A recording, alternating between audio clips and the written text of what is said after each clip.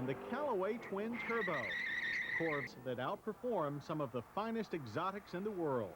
We managed to get these twins together last fall for a few impressions and acceleration runs at Pocono International Raceway.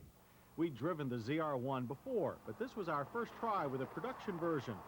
Starting at $59,175, the ZR-1 Z51 Corvette options as standard, including 13-inch front brake rotors and FX3 selective ride control.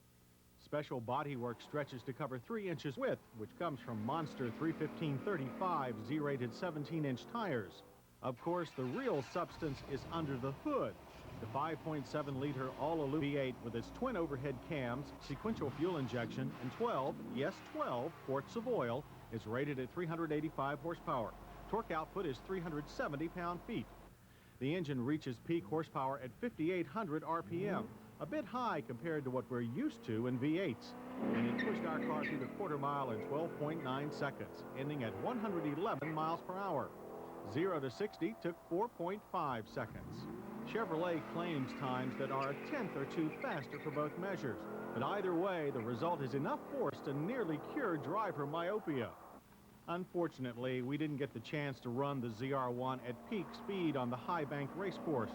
In our second day of testing, the Pennsylvania sky opened up to dampen our fun. All was not lost. We did come away impressed with the ZR-1's wet weather traction.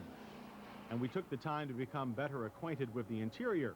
All Corvette interiors have been redesigned for 1990. The tach and auxiliary gauges are now analog, while speed reads digitally. Generally, everything is easier to see, read, and use. The biggest problem with the ZR-1 is that only 3,000 of them will be made this year. If your dealer is fresh out of ZR-1s, or if you just want something a little different, consider the Callaway Twin Turbo. Add $26,895 to the price of a standard Corvette L98, and you get special bodywork that's a bit more aggressive than that of the ZR-1. And, of course, a new engine. Callaway starts with the factory Iron Block 5.7.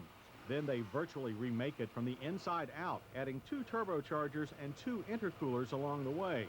The result is 390 horsepower and an astounding 570 pound-feet of torque. Quarter-mile acceleration ends up being slightly better than that of the ZR-1. Our Callaway covered the quarter mile in 12.7 seconds, finishing at 114 miles per hour. 0 to 60 took 4.5 seconds, the same as the ZR-1. The Callaway makes its power at very low engine revs, which will please traditional muscle car taste. It's one of those engines that gets it all over with quickly. Perhaps the best thing about the Callaway is that it comes with the blessing of Chevrolet. It can be ordered from your dealer, just like the ZR-1. Unlike the ZR-1, the Callaway can be had as a convertible. Both the Callaway and the ZR-1 proved themselves to be every bit as competent and exciting as the exotic European cars we've taken to Pocono, including even the Ferrari Testarossa. But here's what impresses us most about the 2 Corvettes. For the price of one Testarossa, you can buy them both.